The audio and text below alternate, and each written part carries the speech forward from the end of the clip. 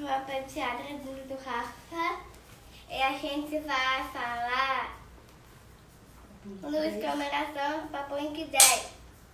Isso aí, Vivi. Muito bem. Obrigada, filha.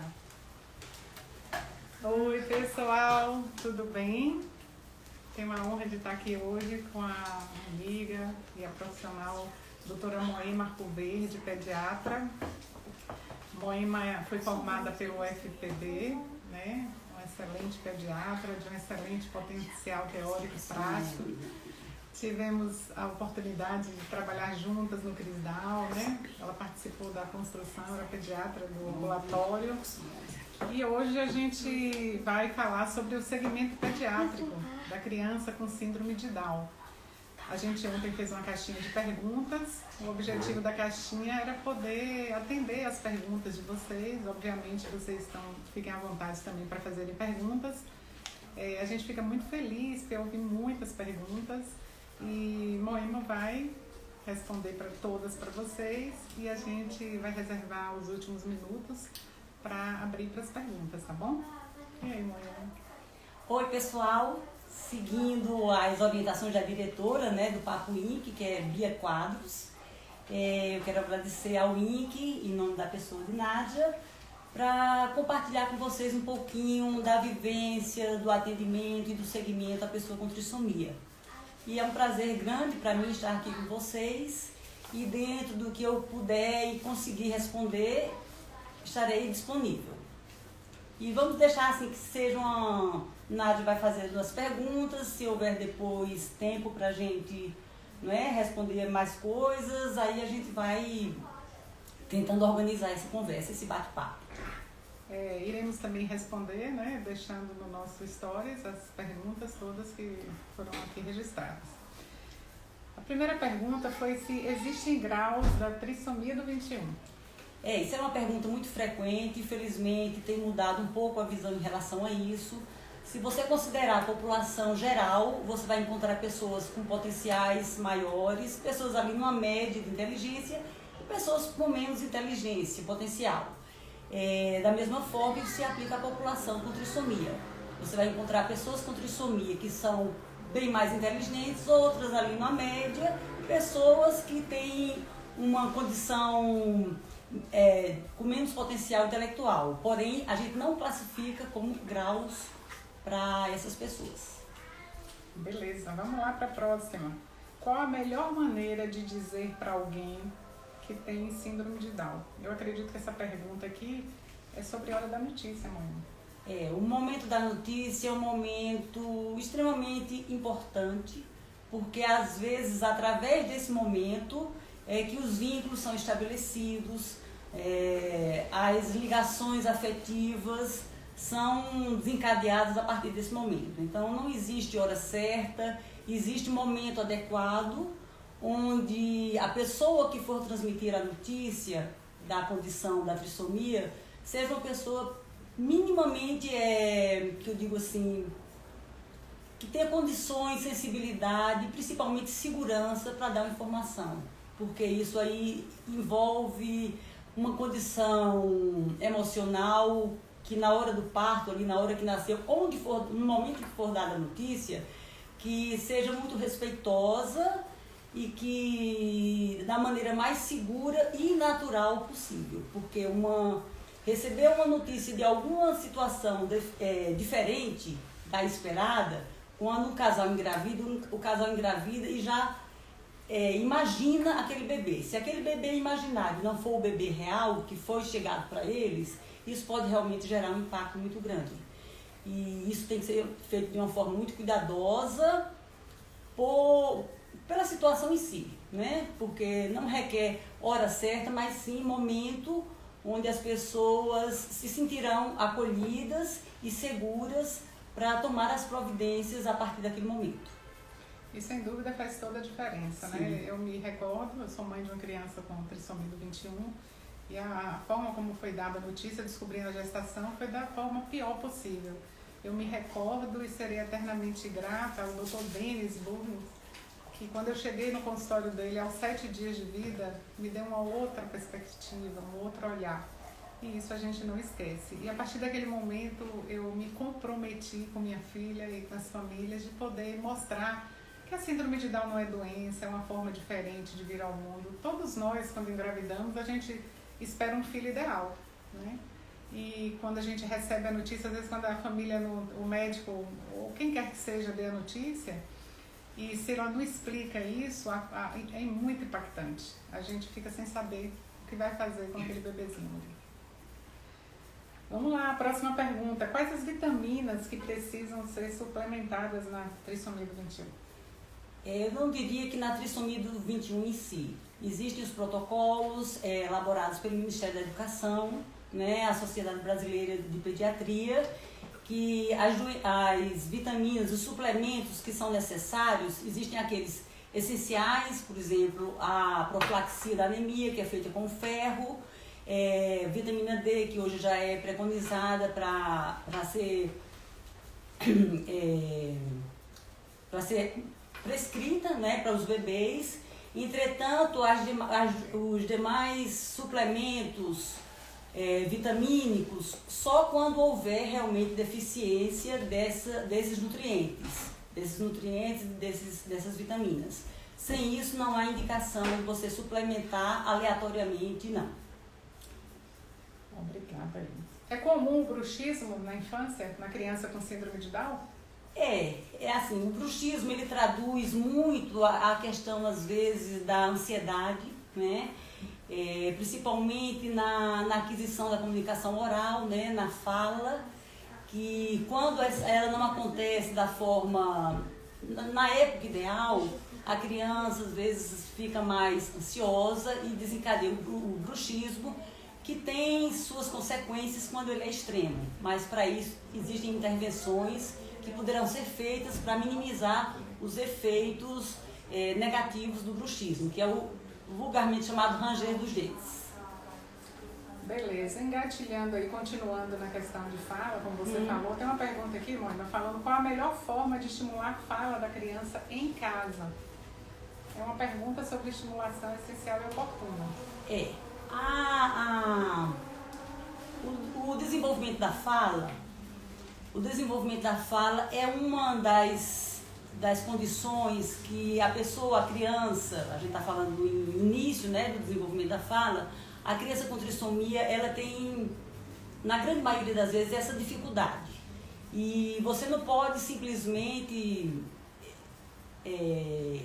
querer que a criança, sem estar com essa maturidade motora estabelecida, que ela venha a falar. Então, assim, os profissionais que trabalham, no caso, os fonoaudiólogos, junto com os fisioterapeutas, porque envolve toda a questão da musculatura orofacial, não é? Então, não é só o fono que é responsável por esse estímulo, por essa terapia. A fisioterapia também é extremamente importante e você tem que associar todos os estímulos à vida cotidiana daquela criança. Não não orientar de forma aleatória, de forma que venha simplesmente chega para a criança e fale isso. Ora, se aquela criança não tem essa condição ainda desenvolvida, ela jamais vai vai responder a esse estímulo. Então, não é um estímulo adequado. Por isso que a habilitação e a responsabilidade dos profissionais que trabalham com o desenvolvimento da fala, isso aí é fundamental. Vou puxar aqui uma ponte, assim, todos os profissionais que trabalham com habilitação, seja o físio, o TO, o fono, ele precisa ter uma estimulação contextualizada. E quando uma irmã fala físio, o que tem a ver físio com fono? O que isso repercute na fala? A área da fala é a área 44, 43 é a área 22 do córtex interpretativo de Penfield. E se a criança não tem um bom desempenho motor, que fala também a área motora, essa criança não vai conseguir expressar aquela fala. Então, o físio, o fono e o TO tem que estar super conectado para elaborar um projeto terapêutico singular naquele tratamento daquela criança. Então, a físio, por exemplo, a criança, quanto mais hipotônica ela é, principalmente no segmento proximal, mais hipotonia de língua ela vai ter. Às vezes a gente vê que a criança tem uma língua protusa, significa para nós físicos aquela criança está apenas em um plano de movimento, quando na verdade nós temos 3 planos: o antero-posterior, o látero-lateral e o rotacional. Então, às vezes é necessária uma sessão conjunta de físio com fono, de físio e TO, de fono e TO, para que dentro do cotidiano da criança possa desenvolver essas habilidades e competências. Vamos lá, próxima pergunta. Como incentivar a independência e a autonomia da criança com T21? É extremamente importante, essa é uma pergunta interessante que eu acho, porque, como é que ele fala aqui, como incentivar a independência e a autonomia? É dando oportunidades, e dando oportunidades de formas seguras, efetivas, porque não adianta você estimular por estimular. Toda a estimulação tem que estar contextualizada, de forma que aquela criança possa se sentir incluída, com seus potenciais desenvolvidos e assim a gente trabalhar, melhorar as suas limitações, porque todos nós temos potenciais e limitações. Se você fica pegando só nas limitações, você não vai conseguir daquela criança uma adesão às estimulações, ela vai se sentir incapaz, ela vai ficar desestimulada, ela não vai ter uma concentração adequada. Então você tem que dar oportunidades da forma adequada. Por isso que os profissionais, mais uma vez, têm que ser extremamente habilitados para fazer essa estimulação. Bom, é verdade que criança com síndrome de Down pode ter pedra na vesícula? Sim, pedra na vesícula, cientificamente chamada como litíase biliar, é um índice aumentado. Por isso que dentro do segmento que a gente faz, que eu vou falar um pouquinho dele, né, através da caderneta de vacina da criança, a caderneta da criança de saúde, desde o período neonatal se faz a primeira avaliação de imagem ecográfica e ao longo de todos os ciclos de vida, essa criança, esse adolescente, esse adulto, esse idoso tem que fazer esse exame de imagem pelo risco de litíase biliar, ou seja, pedra na vesícula, que o tratamento é cirúrgico. Moema, e quais são os sintomas para os pais entenderem que uma criança com litíase biliar pode ter? O problema é que os sintomas aparecem quando complica. Então, o objetivo de você fazer a remoção da vesícula é para evitar a complicação, que é quando o cálculo ele fica impactado e aí vem todos os riscos e sintomas que vão apresentar. Pode apresentar desconforto sim, dor abdominal. Entretanto, como a pessoa com trissomia tem um limiar de dor muito aumentado, é um dado que a gente não pode esperar que ele venha sentir dor para poder pensar que está diante de uma complicação da litíase biliar. Beleza. Qual a chance de meu bebê com síndrome de Down ter leucemia? Vamos lá. Se você comparar a criança com trissomia com a população geral, as pessoas, o tipo de leucemia na criança é diferente do tipo de leucemia que acontece na criança sem a trissomia. Então, cerca de 30 vezes mais eles têm chances de ter a leucemia, né? A leucemia que é mais frequente na faixa de criança é a leucemia mieloide aguda, diferentemente da população geral. E, entretanto, existe uma particularidade muito interessante, que essa leucemia ela responde muito bem ao tratamento quimioterapêutico e, por isso, exige um tempo menor de tratamento com doses que são extremamente tóxicas, doses menores. Daí a extrema importância de um diagnóstico precoce.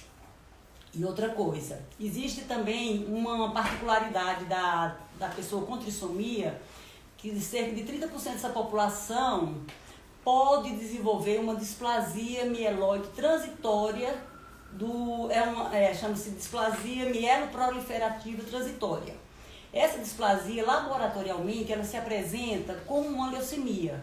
Entretanto, não é a leucemia, ela é de resolução, na maioria das vezes, espontânea, não requer tratamento, nenhuma intervenção. Só que essas crianças que desenvolvem essa displasia mieloproliferativa, 10% deles podem desenvolver a leucemia mieloide até os 5 anos de idade. Por isso que é importante o acompanhamento dessas crianças que têm esse diagnóstico precoce.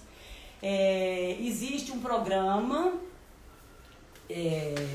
existe um acompanhamento, um protocolo de acompanhamento, porque essa alteração que é transitória, que não é a leucemia, ela é por uma alteração, uma mutação num gene GATA1. E tem uma por pergunta isso... aqui sobre o GATA1. Então, qual a pergunta aí? Doutora Moema, por favor, fale do GATA1. Então, o GATA1 é um gene, né, que nas pessoas com trissomia ele vem mutado.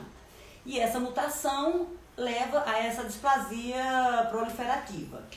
E o Hospital da Criança, a gente tem feito uma parceria do Hospital da Criança com a Secretaria de Saúde, a gente tem feito uma investigação, uma pesquisa assim, o mais precoce possível desses bebês. Antes a gente fazia essa triagem até o 3º mês de vida, porque a partir do 3º mês de vida, essas alterações elas começam a desaparecer da medula. Então, o nosso interesse, o nosso objetivo era triar todo bebê que nascesse com trissomia até os 13 meses. A gente fazia uma triagem, encaminhava para o Hospital da Criança, para que lá eles fizessem a pesquisa justamente dessa mutação no gene GATA1. Essa faixa etária foi reduzida, e uma informação que eu soube, assim, novinha, é que até agora o ideal é que essa pesquisa seja feita até um mês de vida. O ideal com 15 dias de vida. Por isso a importância das maternidades e dos locais de nascimento de todos os bebês que nasçam com suspeita da trissomia, eles entrarem em contato conosco para que a gente encaminhe esses bebês para essa triagem. Beleza. A outra pergunta aqui é sobre T21 e TEA. Como trabalhar, qual o plano terapêutico e as dicas? Eita. Vamos lá. TEA, né, o transtorno do espectro autista, existe uma relação maior realmente se você comparar na faixa etária infantil, pediátrica, se você comparar com a população geral. Então, uma prevalência realmente aumentada da síndrome de Wesker, não, do TEA, né? Só TEA.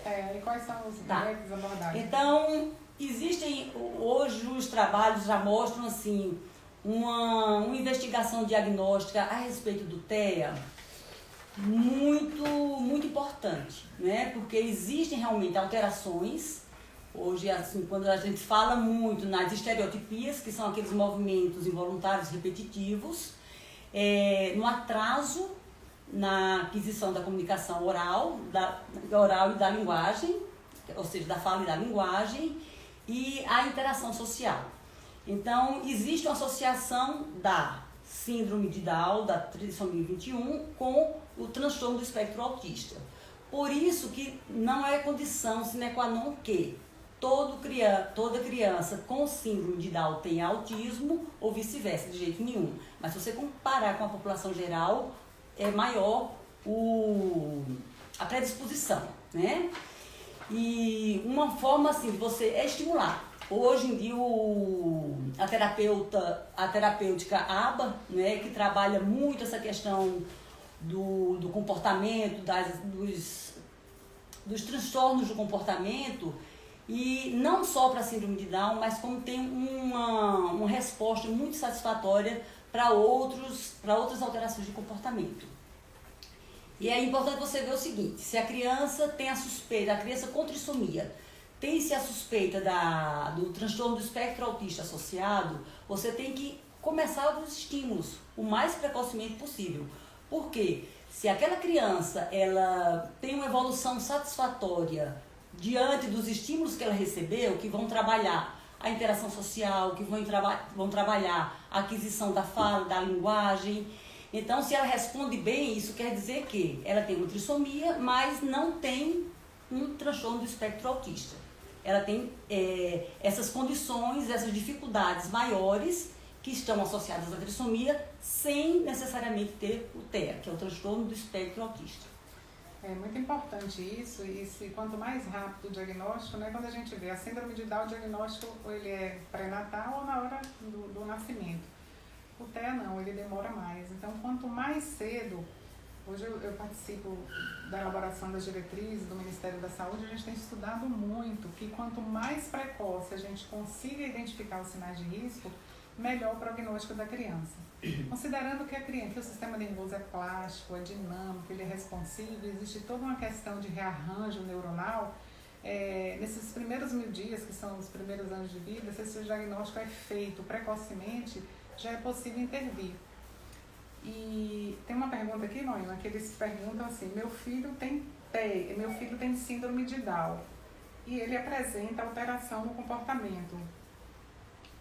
Vários profissionais me questionam, acham que é apraxia, outros acham que é autismo. O que fazer? Então foi exatamente o que eu falei, né? Você tem que ter, primeiro, o diagnóstico. Não é um diagnóstico simples. Da trissomia o diagnóstico é mais simples, porque você tem o cariótipo, tem as características fenotípicas, né? As características físicas, mas o TEA não tem. Se uma criança tem trissomia e você suspeita de uma alteração comportamental associada, você tem que investigar. Essa investigação não é de um único profissional, não é o pediatra só, mas enfim, é uma equipe multidisciplinar que vai acompanhar essa criança, vai fazer avaliações. A gente tem que contar com o apoio da escola, da família, para você fechar um diagnóstico. Tem uma avaliação neurológica, uma avaliação neuropsicológica, uma avaliação psiquiátrica, se for o caso, se for necessário também, junto com os profissionais que acompanham aquela criança rotineiramente. O pediatra geral, os terapeutas todos que acompanham. Se essa criança tem a trissomia, provavelmente ela já é acompanhada por outros profissionais. Então, essa equipe vai fazer uma observação mais demorada e para poder suspeitar do TEA. A outra pergunta aqui é sobre a síndrome de West. Criança com trissomia 21. Querem saber sobre prognóstico e os sinais de alerta.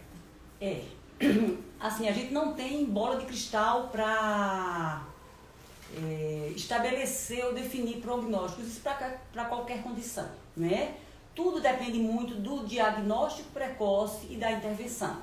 A gente sabe realmente que a síndrome de West é uma manifestação de convulsões, né, crises convulsivas, e quanto mais essa criança tem crises convulsivas sem uma intervenção, o prejuízo vai ser muito maior.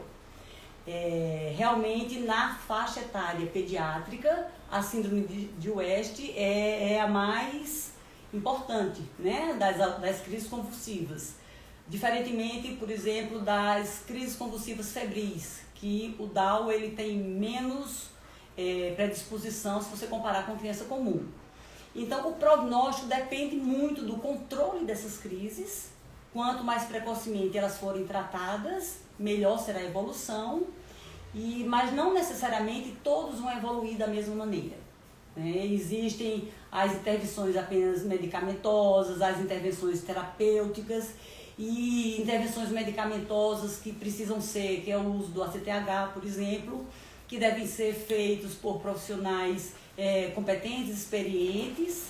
E o objetivo, exatamente, neuropediatra, e o objetivo é o quê? É o controle das crises convulsivas.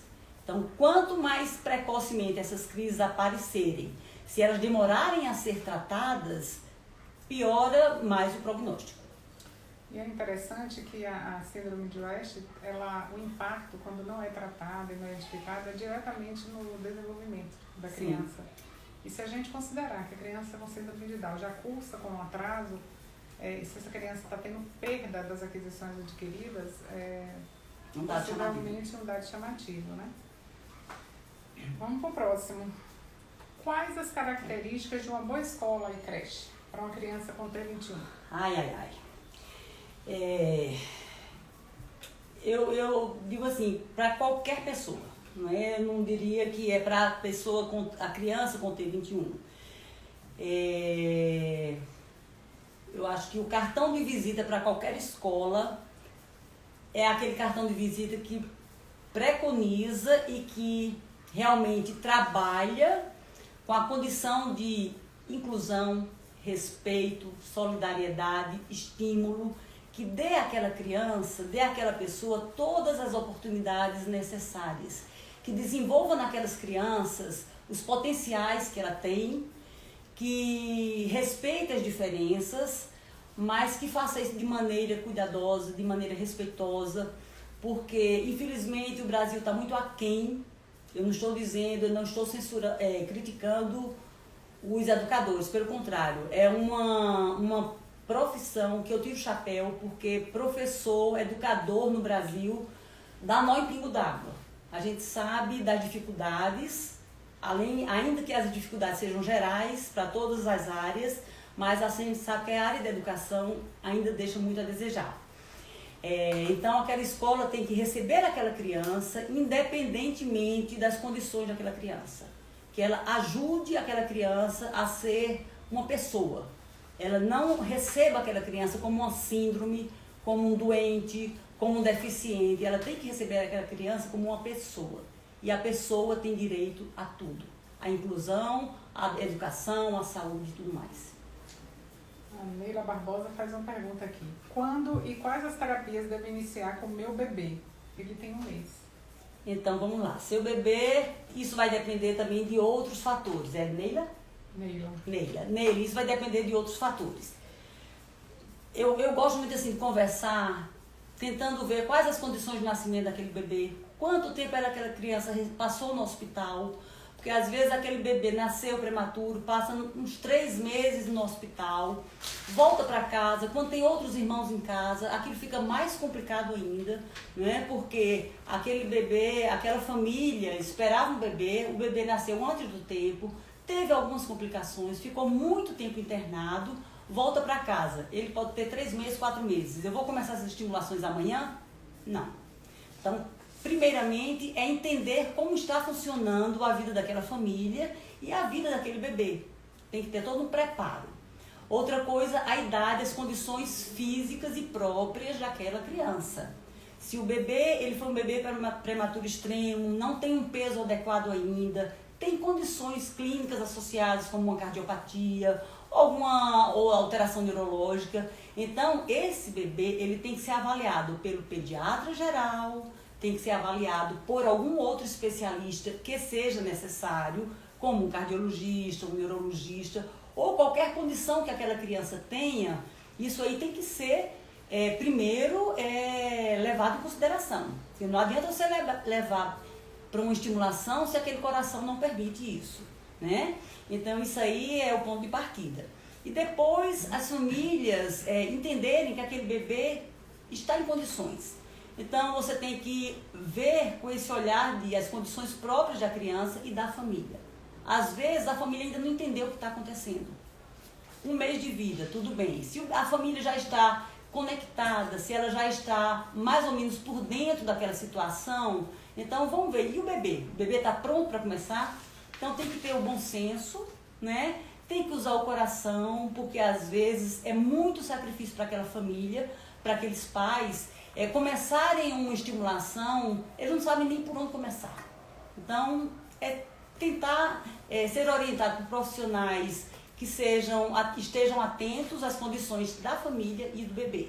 Então, se seu bebê tem 1 mês, mas você acha ainda que está curtindo aquela fase do seu bebê chegou em casa, então aproveita aquele bebê mais um pouquinho, né, para ele entender como é que está funcionando. Ele saiu do útero da mãe, está numa casa, às vezes aqueles pais são de primeira vez pais, então eles estão ainda numa fase de adaptação. Então tem que ter a adaptação da família e do bebê. Seria então indicado o EEG? Tem uma pergunta aqui. Um eletrocardiograma? Sim. São 2 triagens obrigatórias e fundamentais e essenciais, né? Triagens que deverão ser feitas ainda na maternidade, no local do nascimento, que é a triagem cardiológica, né? Já que em torno de 50% a 60% dessa população tem cardiopatia, não necessariamente são cardiopatias graves todas, mas tem cardiopatias que são limitantes, e uma avaliação oftalmológica. Felizmente, as alterações oftalmológicas mais graves não são as mais frequentes. Mas uma condição, como a catarata congênita, por exemplo, é de triagem obrigatória, porque se aquele bebê fez o teste do olhinho, que é uma triagem universal, se ele não tiver catarata congênita, então já tem meio caminho andado. Se ele não tiver uma cardiopatia, também já tem muita chance de poder começar tudo o mais precocemente possível. E se a criança, logicamente, tem outras condições associadas, com problemas neurológicos, aí com avaliação especializada pelo pediatra geral inicialmente, que esse pediatra geral, gente,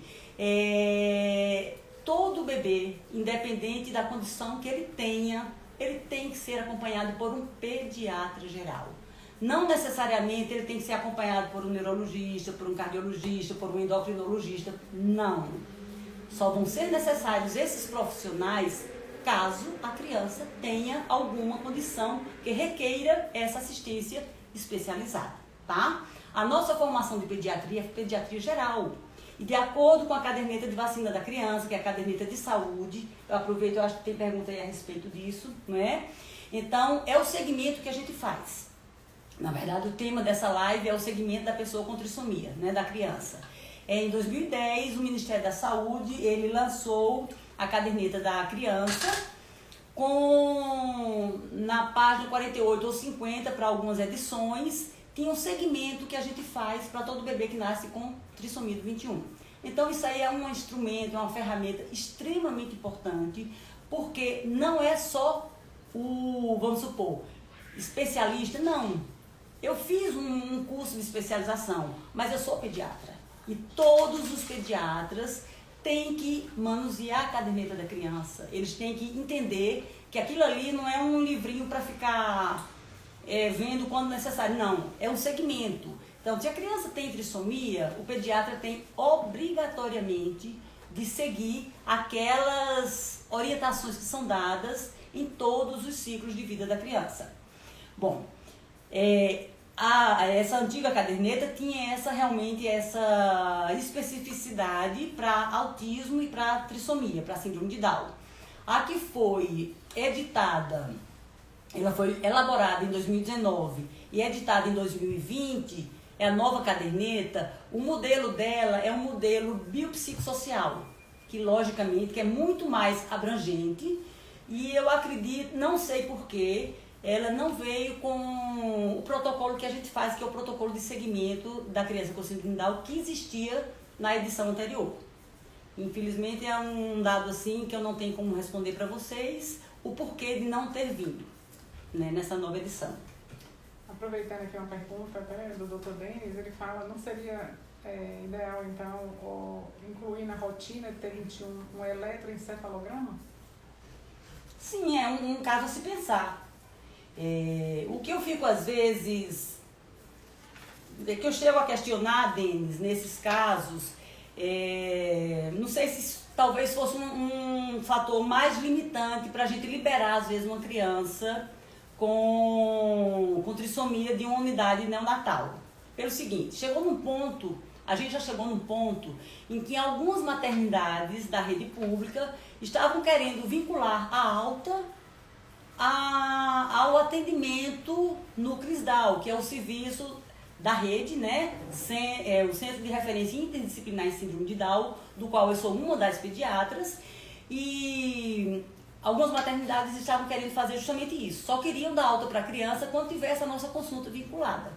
E hoje a gente sabe que isso não é possível. Não é possível e não é também um fator que seja indicação ou restrição para uma alta, fazendo uma consulta com a gente ou fazendo, porque pela rede pública esses exames todos são regulados.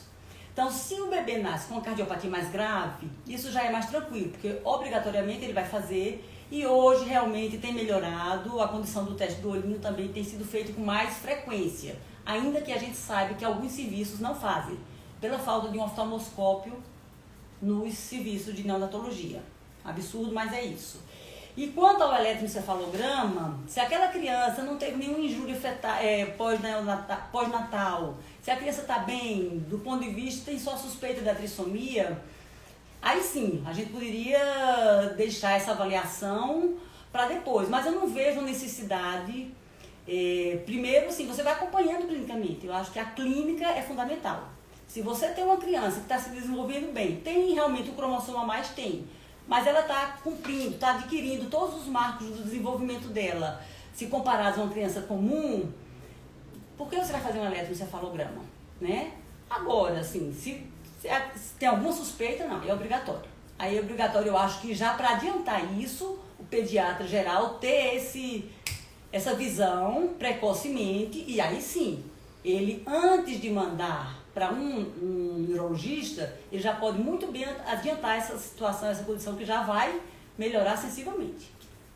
Complementando o que a Moema está falando, a gente está lançando agora as diretrizes de transtorno do neurodesenvolvimento infantil com 6 condições de saúde. E a síndrome de Down, por ser mais prevalente das condições genéticas, e lá a gente incluiu o eletroencefalograma dentro de uma proposta do atendimento, do segmento da criança.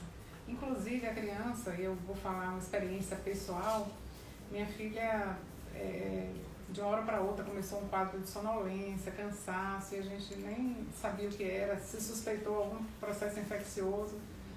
A gente foi até para São Paulo, procuramos o Dr. Paulo Brenes, que é um pediatra que tem uma experiência larga com síndrome de Down, e ela tinha epilepsia, né? Não era síndrome de West, ela já estava na faixa etária de 6 anos de idade, mas era uma epilepsia rolândica, que não é comum na síndrome de Down, inclusive é comum em crianças que têm um cognitivo bom, acima da média, e foi até questionado, será por que criança com síndrome de Down? Aí é onde eu entro, me desculpe, me interromper um pouquinho. Se essa criança for acompanhada por um pediatra que tenha esse olhar clínico, que realmente veja acompanhe o neurodesenvolvimento infantil, a Bia, no caso, ela estava mostrando algum sinal.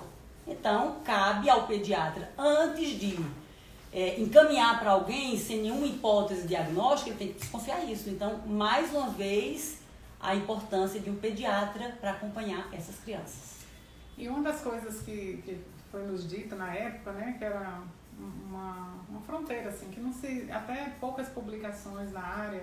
Meu esposo entrou em contato com o pessoal da Suíça, que estava pesquisando sobre isso. E a gente, às vezes a epilepsia no Down, ele não tem a crise tônico-clônica, então às vezes é difícil de ser percebida, reforçando a importância do eletroencefalograma. Vamos para a próxima. Minha sobrinha tem síndrome de Down, acho ela bem baixinha. Seria indicado um hormônio do crescimento? Não. Então, assim, respondendo curto e grosso, objetivamente falando, não, né? Mas você tem que considerar outros fatores aí. Gente, o Down, ele nasceu de um pai e de uma mãe, né? Tem umas condições hereditárias, familiares, porém, logicamente, que eles têm uma tendência a uma desproporção pondero-estatural. Então, a tendência deles maior é crescer para os lados e diminuir a velocidade de crescimento da estatura, da altura, né? Então, independente disso, mesmo que seja como uma criança comum, tem as indicações, depois que você faz uma extensa avaliação, investigação, aquela criança comum que tem, que poderá se beneficiar com o hormônio do crescimento, o Down, não. Próxima. As pessoas com T21 são do grupo de risco para a Covid-19? Perdão. As pessoas com síndrome de Down são grupo de risco para a Covid-19? Ainda bem que esse assunto assim está bem novo, né? Depois eu até quero falar um pouquinho da posição da Sociedade de Pediatria, né, Denis? A mais recente. Vejam só, ela, pela anatomia, né? A anatomia da pessoa, anatomia respiratória, ela favorece a aquisição das infecções respiratórias, principalmente. Algumas que podem ter a questão imunológica em desequilíbrio, então são realmente condições que favorecem. Eles não têm mais risco de ser contaminados, mas uma vez que eles forem contaminados, eles têm maior risco de desenvolver as complicações, né? A sorte é que, né, pelo menos a cepa anterior, os sintomas e as evoluções de gravidade em crianças eram muito menores. Na população adulta com trissomia, então realmente assim o risco aumenta. Mas em relação à Covid é isso. E como as crianças, outra pergunta, como as crianças com síndrome de Down têm respondido ao Covid? Você acabou de falar, né? É isso, eles têm evoluído de uma forma melhor. São grandemente transmissores, né? Estão transmissores, mas aí acontece, geralmente e felizmente, eles não têm evoluído com grandes gravidades. Como ajudar nossas crianças nesse período de isolamento e qual a sua recomendação em relação à questão da escola? Eu estou respaldada, assim, a gente tem que levar em consideração vários pontos aí, mas o pronunciamento da Sociedade de Pediatria do DF é analisar isso tudo, porque o que é que tem sido visto? É que os efeitos do isolamento social, das perdas cognitivas, com essa pandemia, né, com o isolamento mesmo, eles têm causado muito mais mal do que realmente a contração da Covid com complicações. Então, em função disso, a gente tem que considerar primeiramente a escola como um serviço essencial. E em se tratando de lockdown, aí não tem jeito, vai ter os serviços essenciais seriam fechados também, mas que sejam os primeiros a serem abertos também, como serviços essenciais. Porque a gente sabe que a convivência social, o estímulo cognitivo, imagine você trabalhar com uma criança em casa, no domicílio, à distância, com apostilas, com serviços online, isso desorienta pai, mãe, a resposta não tem sido satisfatória, então o prejuízo realmente tem sido muito grande. Beleza. Então é usar o bom senso, o coração, desde que, logicamente, eu esqueci de falar uma coisa que é extremamente importante, desde que aquele estabelecimento, aquela instituição, ela siga rigorosamente os protocolos sanitários. O teste da orelhinha deu alterado no meu bebê. Isso significa que ele tem comprometimento auditivo? Não.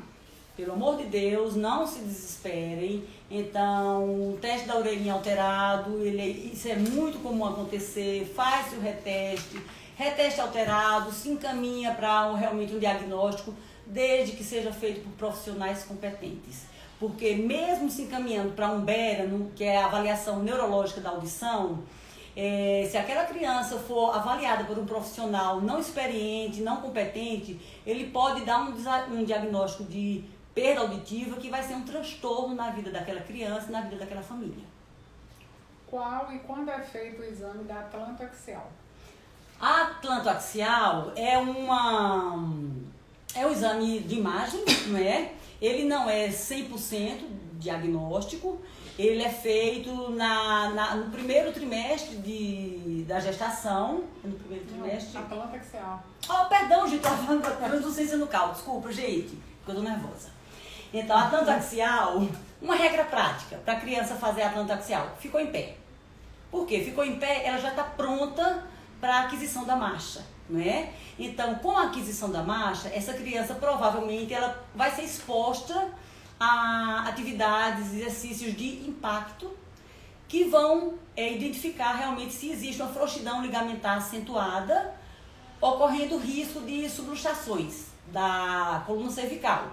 É um exame que é feito, uma avaliação radiológica, é um estudo dinâmico, que é feito nas posições neutra, hiperflexão, que é a única que é mais importante, e hiperextensão.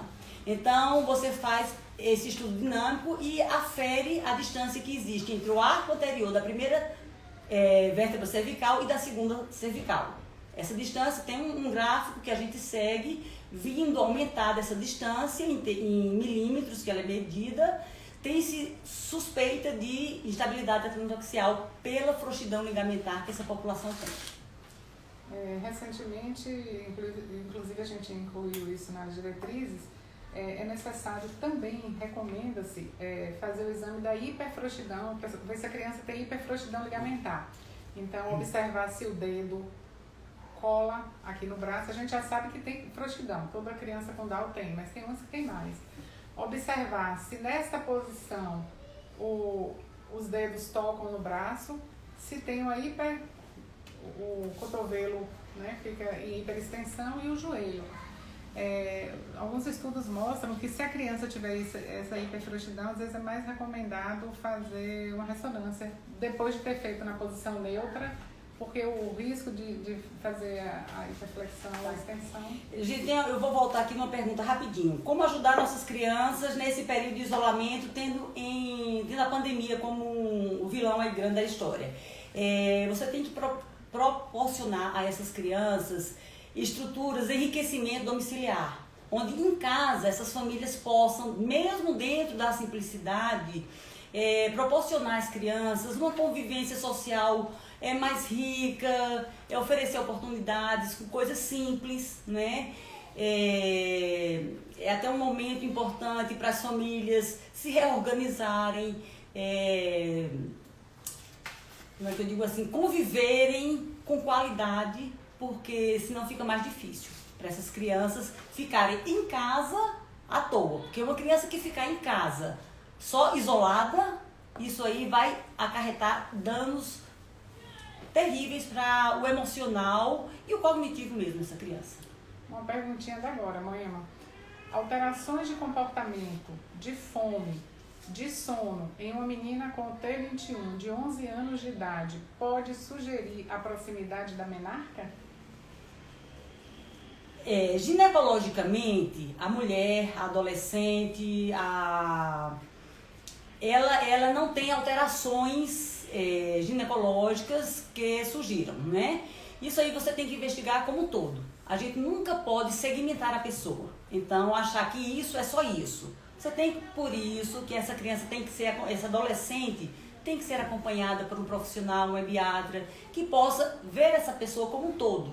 A gente não pode assegurar que isso ou aquilo é um sintoma isolado. Então, você tem que ver todo o contexto dessa pessoa, como é que ela está do ponto de vista de saúde física e fazer as rotinas necessárias, o que a gente faz rotineiramente para toda pessoa, seguindo a caderneta da criança. Inclusive perguntou qual o médico indicado para fazer esse acompanhamento? Pediatra, Geralmente eu costumo encaminhar para a ginecologia quando acontece a menarca, que é a primeira menstruação. Então, com a menarca, continua sendo acompanhado pelo pediatra no serviço do Crisdal. Nós temos os pediatras que acompanham essas crianças até 12 anos. Depois dos 12 aos 18, eles ficam com a pediatra, tanto os meninos quanto as meninas. E a partir dos 18 anos, com os clínicos. Outra pergunta. Bebê com síndrome de Down precisa de alguma vacina especial? O bebê com a trissomia só, não. Hoje existe a palivizumab, eu acredito que todos já tenham ouvido falar. Não é, na verdade, uma vacina, é um anticorpo monoclonal. Que ele, desde que a pessoa com trissomia, o bebê, ele tenha os pré-requisitos necessários para receber esse benefício, ele é contemplado, que são a prematuridade, cardiopatia severa descompensada com uso de medicação. Então, são os critérios que as crianças com trissomia, elas vão ser contempladas, sim, com a palivizumab. As demais vacinas são as mesmas da caderneta da criança. Quais os alimentos são essenciais e quais devem ser evitados na T21? Isso aí é muito amplo, né? Isso aí vale para todas as pessoas. Hoje, qualidade de vida se fala muito em relação à qualidade alimentar. Existem, logicamente, alguns alimentos que a gente pede para evitar. Vamos supor que a criança tenha uma constipação, uma prisão de ventre. Então, essa criança, logicamente, deve evitar alimentos que prendam o intestino.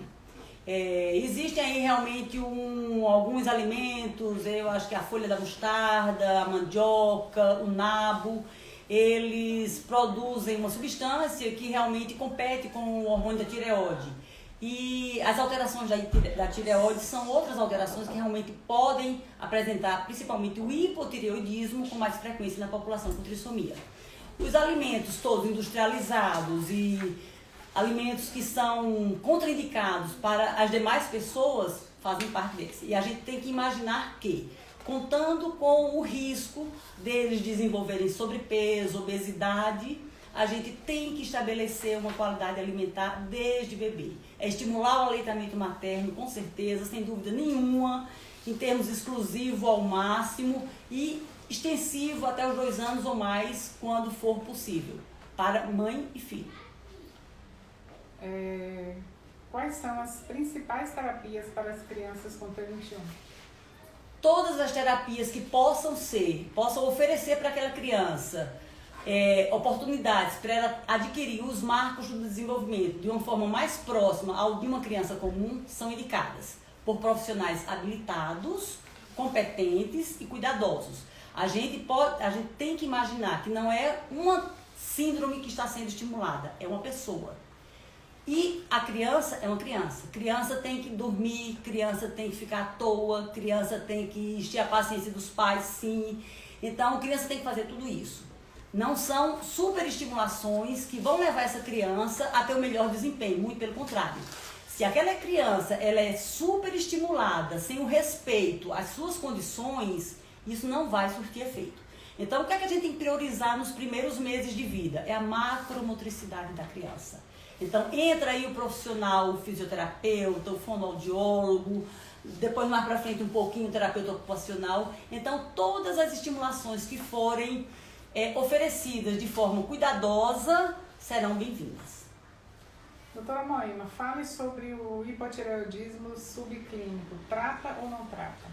Tá. O hipotireoidismo subclínico é uma condição, a tireoide é uma glândula que a gente tem aqui, né? Então, quando o cérebro recebe a informação de que ela não está funcionando bem, ele libera um hormônio que vai cutucar aquela tireoide, que é o TSH. Às vezes o TSH vai aumentando e ela continua respondendo sem baixar a produção dos seus hormônios.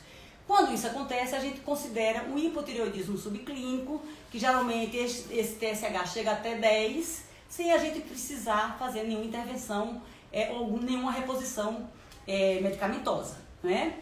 Às vezes esse TSH continua aumentando e a glândula não responde a esse estímulo. É quando a gente precisa entrar com medicação e você tem que descobrir também o porquê dessa glândula não estar respondendo. Porque às vezes ela pode estar produzindo anticorpos contra ela mesma, que aí ela vai continuar sem responder ao estímulo, ao aumento do TSH. Então a gente não trata hipotireoidismo subclínico. Vamos lá para as perguntinhas finais, que nosso tempo está encerrando. Meu bebê tem T21 e foi prematuro. Tem alguma orientação específica? Tem. O prematuro por si só, ele já tem o acompanhamento, né? O follow-up deles que é feito pela prematuridade.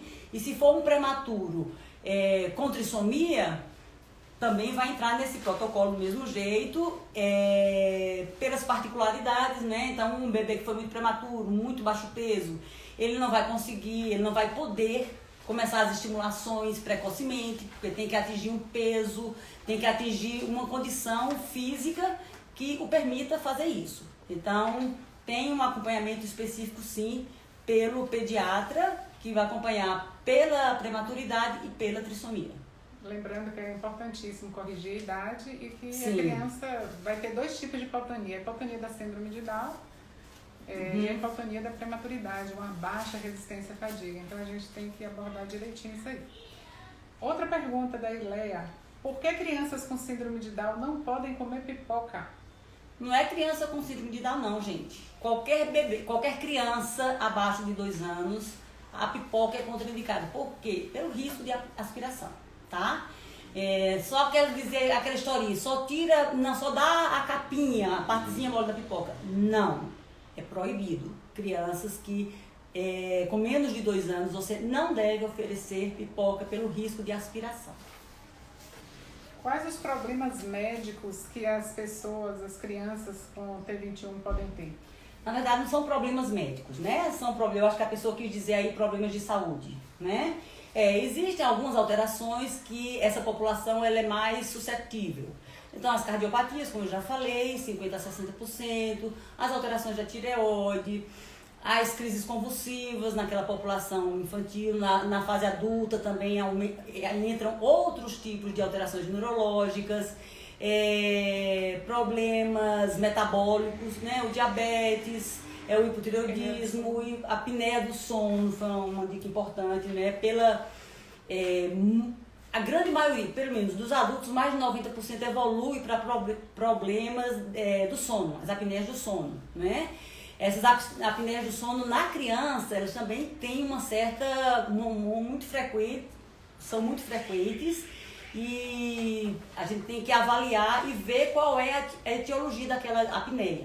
Geralmente é de origem obstrutiva pela hipoplasia do seio médio aqui da face, uma hipoplasia facial, pela anatomia, né? Leva aos quadros obstrutivos com essa dificuldade do sono. Tem as apneias de causa central, que são mais raras, e os adultos evoluem muito para os distúrbios do sono. Deixa eu dar mais uma perguntinha. Toda criança com suspeita de ter 21 precisa fazer cariótipo? Sim. Por quê? Primeiramente, o cariótipo é o exame genético que vai dar o diagnóstico do tipo de síndrome de Down, né? E dependendo do tipo, existem 3 tipos: a trissomia livre, que afeta 95% dos casos, a translocação e o mosaicismo, que entra em 2 a 3% dos casos. Diante de uma translocação, exige realmente fazer o cariótipo dos pais, para fazer o aconselhamento genético. Depois, outros benefícios são oferecidos às pessoas com a trissomia, que eles geralmente só são oferecidos e disponibilizados, liberados, com a presença do cariótipo, que é o que vai confirmar a condição da trissomia. Qual a maior queixa dos pais e o maior desafio na síndrome de Down? Eu acho que o maior desafio é a insegurança. A insegurança porque é uma condição que, para aquela família que nunca teve contato, nunca teve essa vivência, tudo que é novo assusta. Eu acho que o desafio é superar essas dificuldades, é entender e dar a oportunidade e acreditar.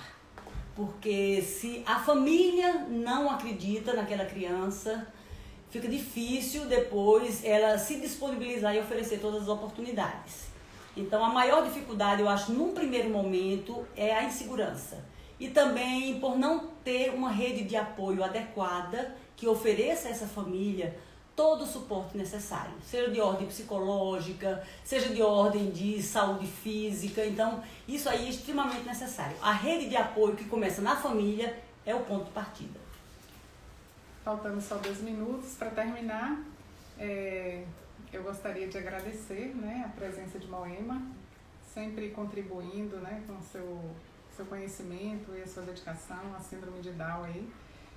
Dizer para vocês que o Instituto Nádia Quadros, ele todo domingo tem o Papo Inc. A gente está na 10ª versão. Nessas próximas 3 semanas a gente vai fazer lives, né? Sempre no intuito de trazer informação segura, contribuir para que os pais possam oferecer o maior estímulo e a melhor oportunidade para essas crianças. Deixo agora o Moema com a palavra. Eu fiquei extremamente feliz, né, e agradecida ao Instituto INC por ter me convidado, né, eu poder participar um pouquinho desse bate-papo. E o que a gente precisa, eu acho que enquanto profissional, ajudar essas pessoas, independente de qual seja a sua atuação, seja na assistência, seja, enfim, é você dar a oportunidade a essas pessoas a serem acreditadas, a serem incluídas, e nesse momento tão difícil que a humanidade passa, é a gente ter cuidado e vacinar. Vamos gritar e torcer para que todo mundo tenha a possibilidade de ser vacinado. Infelizmente, a população pediátrica não vai ser beneficiada por conta dos estudos, não é? Mas a população não tem experimentos ainda com essas crianças para receberem a vacina. A população Down aqui no DF, a população adulta, já vai poder vai entrar como no grupo prioritário. Então, isso foi um avanço, foi uma coisa maravilhosa. E vamos torcer, gente, para vacinar. Um beijo e muito obrigada. Semana que vem, de novo, tem uma outra live, mais 2, em comemoração à síndrome de Down.